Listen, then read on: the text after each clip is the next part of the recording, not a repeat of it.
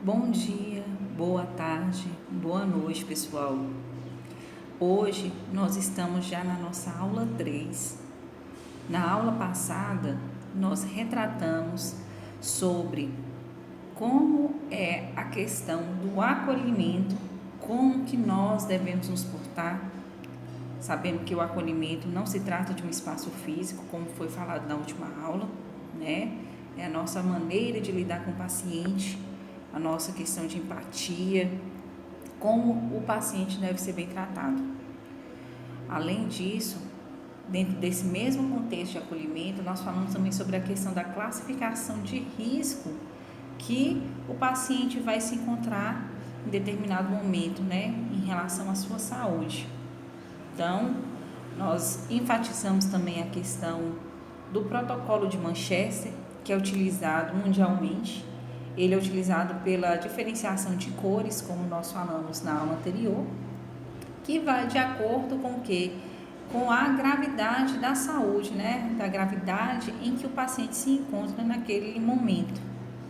Hoje, nós falaremos sobre a qualificação e educação permanente dos profissionais de saúde, que também é continuação da nossa aula anterior.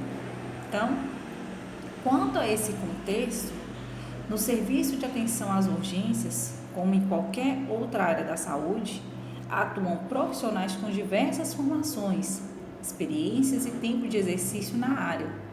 Especificamente, pessoal, em relação a recursos humanos, alguns fatores repercutem de forma negativa no trabalho, como a informalidade na contratação e a organização vertical do trabalho, a habilitação inadequada para atuação em urgências, despreparo profissional, baixo investimento na qualificação e educação permanente, a não implementação do plano de cargos, carreiras e salários do SUS. Venho falar para vocês que essa questão mesmo do plano de carreira é algo que realmente desmotiva quando ele não é implementado no serviço. Por quê?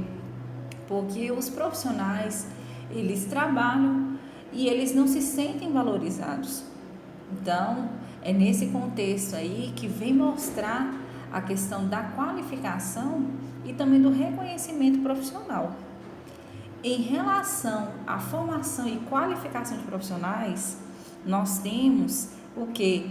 A portaria de número 1864 de 2003, que aponta a necessidade de promover profundo processo de capacitação e de educação permanente dos trabalhadores da saúde para o adequado atendimento às urgências e emergências, em todos os níveis de atenção do sistema, bem como estimular a adequação curricular nas instituições formadoras. Nesse contexto, pessoal, vale relembrar o seguinte: é importante a qualificação e essa educação permanente, porque nós lidamos o tempo todo com questão de saúde, nós lidamos com vidas humanas, certo?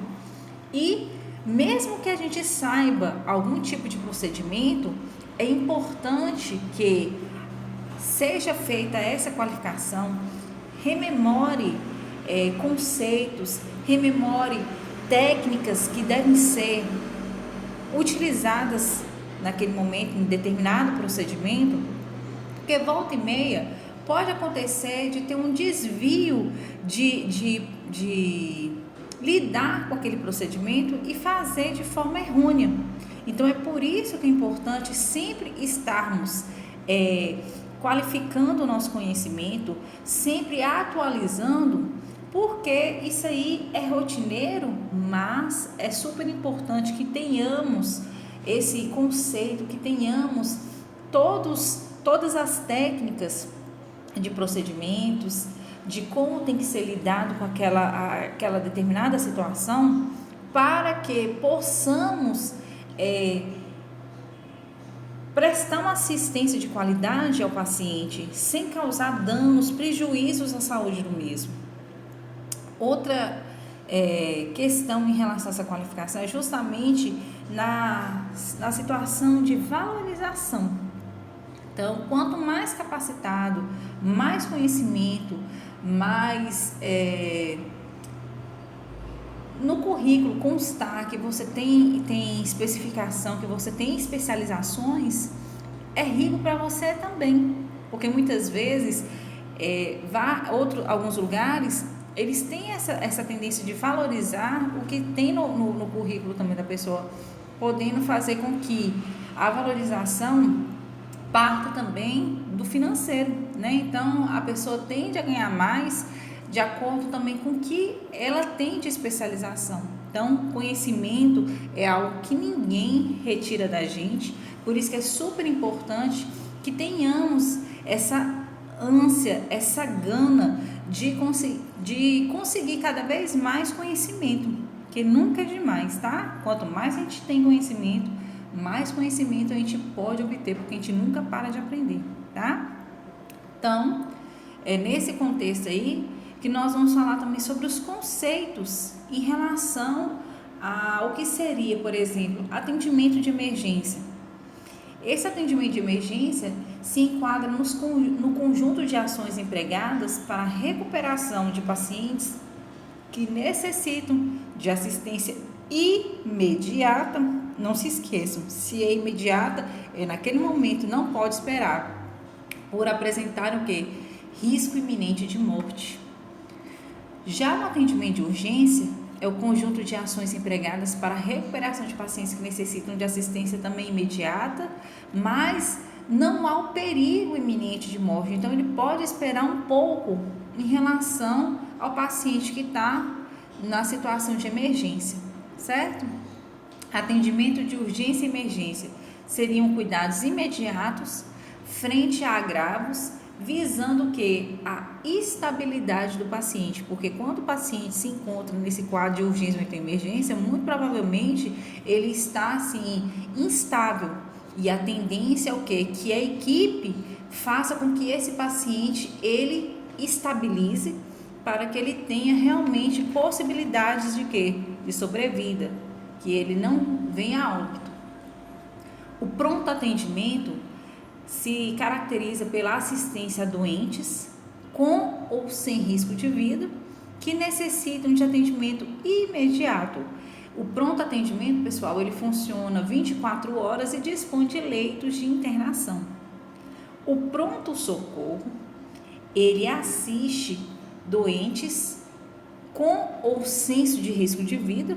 Na verdade, essa expressão é errada, viu, pessoal? Não é risco de vida, é risco de morte, tá? A gente tem que habituar com esse tipo de conceito, é risco de morte, não risco de vida, porque se fosse risco de vida, tava bom demais, né? Então, ele tá sem nenhum tipo de risco, ele vai viver. Agora, risco iminente de morte, aí sim é algo que a gente preocupa, que necessitam de atendimento imediato, ou seja, naquele momento, com funcionamento durante 24 horas e dispõe de leitos de observação. Quanto à organização do serviço de urgência e emergência, pessoal, o que é que compõe esse serviço? São próprias de hospital de grande porte, a permanência de pacientes de 48 horas, a sua localização, né, desses serviços é em pavimento amplo, o acesso deve ser sinalizado e ampla entrada para poder facilitar, então tem que ter aquelas portas maiores para facilitar a entrada e saída do paciente e a equipe, espaço livre para circulação de ambulância, deve também existir o acesso a exames laboratoriais e internações, e deve existir também interligação com outros setores hospitalares para que, se porventura o setor que o paciente se encontra, ele não vai resolver aquele problema, então ele deve ser encaminhado para outro setor do hospital.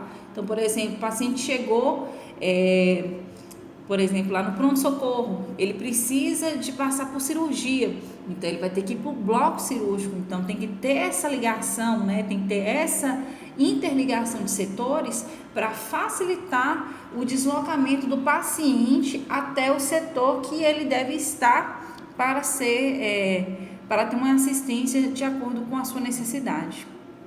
E por fim, em relação a essa organização dos serviços de urgência e emergência, nós temos também uma planta física estruturada e ampla, isolada do restante do hospital e com fácil acesso ao quê? Ao centro cirúrgico, a UTI, que no caso seria a unidade de terapia intensiva, e também a radiologia, se for o caso, ok?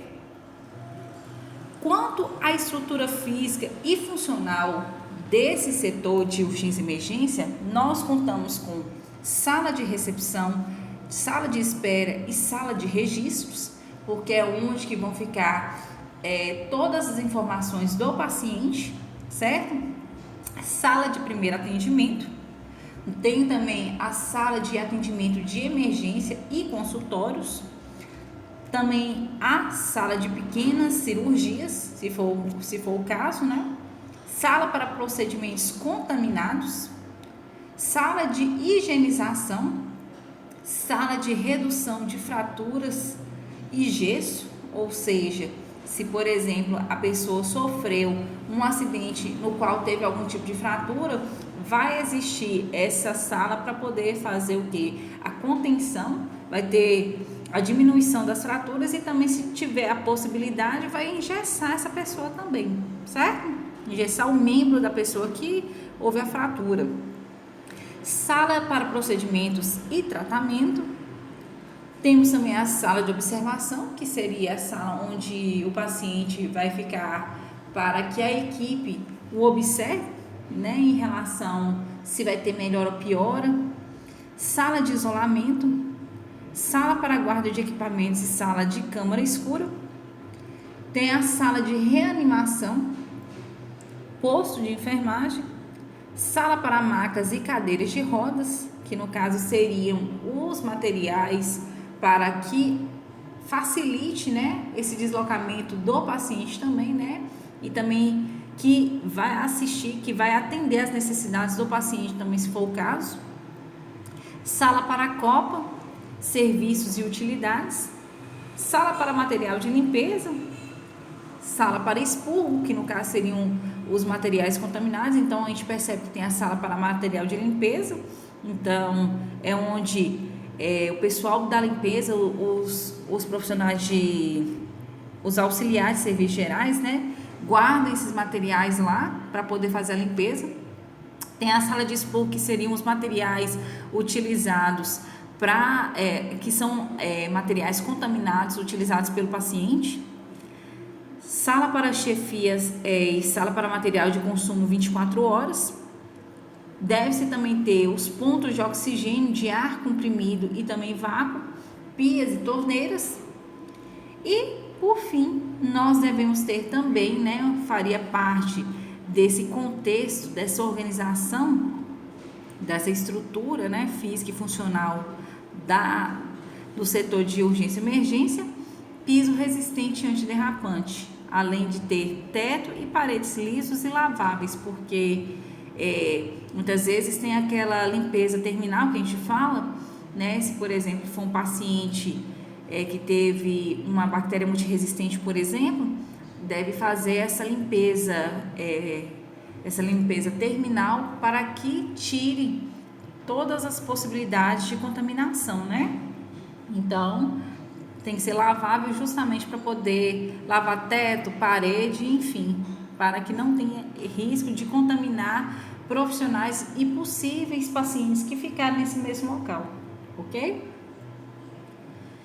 Quanto ao atendimento em urgência e emergência, pessoal, nós temos o seguinte: por exemplo, quando uma pessoa sofre agravo agudo à saúde, né, quando sofre algum problema de saúde, ele deve ser acolhido em serviço do SUS mais próximo de sua ocorrência, seja numa unidade de saúde da família, ou um pronto atendimento, ou até mesmo pronto-socorro.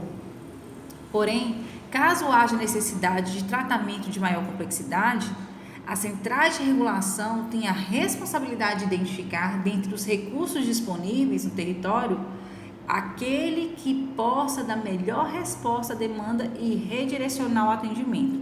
Então, a gente viu aqui que os primeiros atendimentos, os básicos, são feitos onde? Na unidade básica de saúde, por exemplo. Quando o quadro se agrava, deve-se o quê? Deve-se realizar um encaminhamento, ele deve ser direcionado a um atendimento que vai suprir a necessidade de saúde que o paciente está necessitando naquele momento. Então, compete, portanto, ao poder público ordenar o atendimento às urgências e emergências, possibilitando o quê?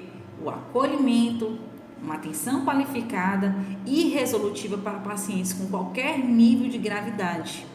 Além disso, os componentes pré-hospitalar físico e móvel, hospitalar e pós-hospitalar fazem parte da estrutura de atenção às urgências. Então, nós vamos iniciar esse atendimento pré-hospitalar físico e na próxima aula nós vamos explicar as demais composições que existem na estrutura da atenção de urgências, ok? Então, em relação ao atendimento pré-hospitalar físico, nós temos a portaria GM de número 2048, que estabelece o acolhimento de clientes com quadros agudos em unidades de saúde de baixa complexidade, como os estabelecimentos de atenção primária, denominadas pré-hospitalar físico.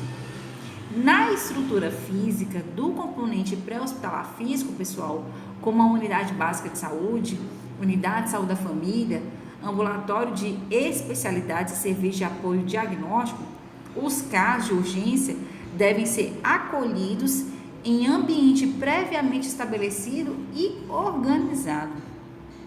É necessário que todos os membros da equipe técnica e administrativa, especialmente a equipe de enfermagem, conheçam a sala para o atendimento de urgência.